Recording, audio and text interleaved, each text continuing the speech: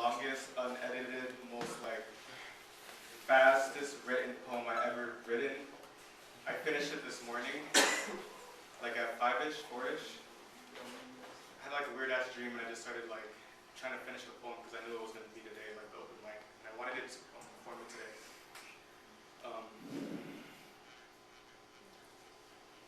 It's called My Last Poem because I've written a poem about this person already, and I guess you can say like he was a crush or something like that. And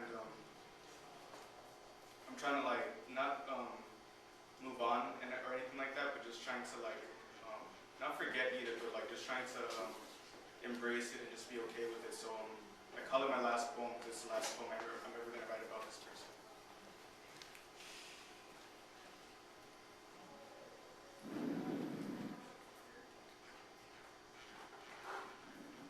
There will come a day where I will be able to see you smile like a child from the altar as I take my husband's hands in marriage and think to myself, man, I had the biggest crush on you.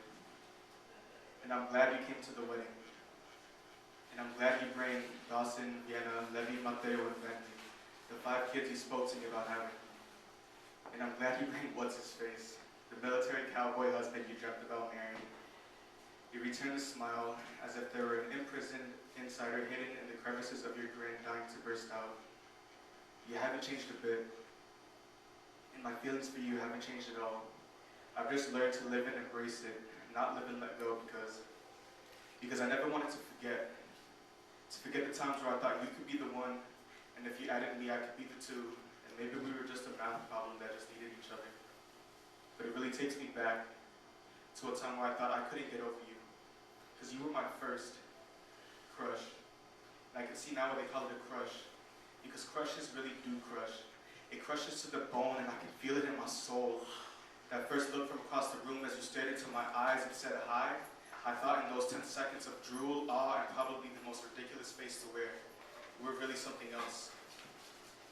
Introductions came with speaking frequently between false hopes and wishful thinking, writing cheesy poems and eventually telling you how I used to feel because I tried. And I tried forcing feelings to the empty recesses of my mind, places only poems like this are even brave enough to even wander through, because Lord knows how difficult it is taking everything at face value. So I got lost. I got lost and laid there in an attempt to never be found. Laid there, knees curled to the chest as I rocked poems of you to sleep because the truth hurts. And lying felt so goddamn good at that time. So I lied to myself about the attraction that I still felt. Glances, confirmation between steady hugs and handshakes, uneasy breath, tense body movement, placing myself in glass bottles thrown to the deepest seas, hoping someone can fucking find me. Because I'm trying to recycle feelings to put for better use.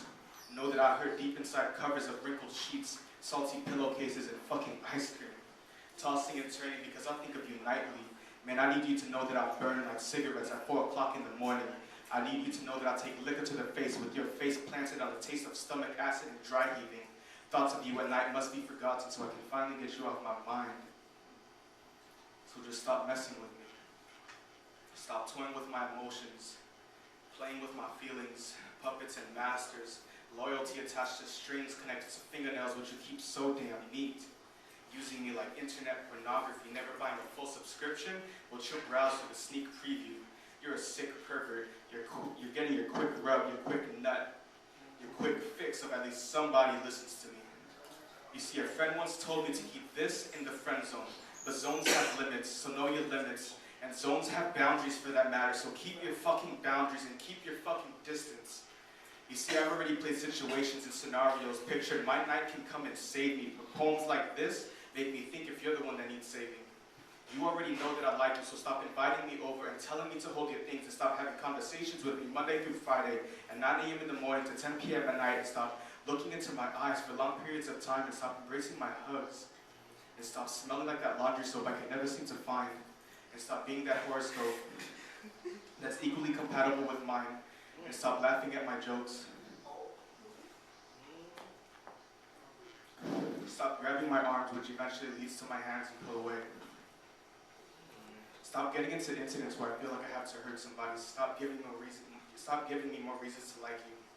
You see, I feel sorry for you. You say you're oblivious to the affection that I have towards this friendship, but I have this thing called intuition, and I feel like it's kicking in. So just stop fucking with me. Stop being there only when you need something. Stop being a friend only when you feel it's appropriate that I can fit into your schedule. And maybe it's just me. I've been trying to find reasons to not like you, then having to find out more things about you that overpower my dislikes. So now I'm back to basics, falling for you all over again. The book that you buy and you never get to read because you know how it starts and you know how it'll end because someone once told me the same exact story. And now I wonder if all I've been putting out is finally coming back to haunt me. Stop putting me on pedestals of watery concrete.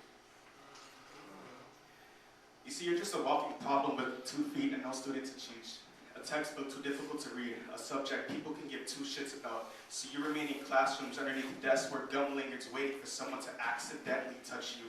But I won't be that student. So stop coming to me with problems I have no answers to because I feel like the answer is me. And you can call me crazy, call it misinterpretations, call me over-analytical as Michael, obsessed with the thought of being in love when he knows nothing about it, never had it so he doesn't know shit about it. Motherfucking no, I know love. I know what it's like not to be loved by the man and the woman who just happen to fuck. And I know what it's like to love beneath the features from within opposed to liking someone for the quality of their skin. And I know what it's like to love yourself before you ever start loving the person laying next to you. And I know that love is spelled with 4 letters and has multiple meanings. Dumb love and unconditional love and brotherly love and friendly love and homie love and young love. Losing your virginity to someone who you thought was the one type love. Break up, get back together type love. Only the type of shit you see in movies type love. Why the fuck are you still with that person type love?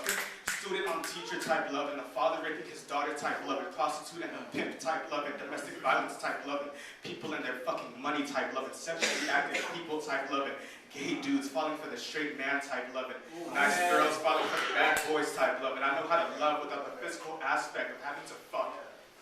I just don't know what it's like to be in love and to be loved back. Everything starts coming back and I'm back at the altar and I hear those words. Do you, Michael Castro, take this man as your lawful husband to have and to hold from this day forward, for better or for worse, for richer or for poor, in sickness and in health, to love and cherish until death do you part? I look into the audience of close friends of people I've made into second families and find myself staring at nothing. I look back to the altar and see nothing. No priest, no best man, no husband, nothing but a mirror. As I stare into it, it paints a picture. I see myself as an elderly man, skin withered to beautiful linen drapes, bones, thin but looking healthy as a horse, a wedding ring enclosed with a black box, a handsome man with no face on one knee, a blue-nosed pit bull with a name called Spelling Travieso, 3 kids on the side, 2 girls and 1 boy with their names subliminally etched across their face. I just knew they had to be Madeline, Maximilian, and Melanie. I see myself say yes to the man with no face, as I now take my husband's hands in marriage. Alarm clock ringing, wake up, sun shining through foggy windows, birds chirping lovely musical notes with no consideration to me sleeping, sweat drenched upon my face, stare at the time. It was just a dream, thinking, I have enough time to write this shit down before it leaves my mind.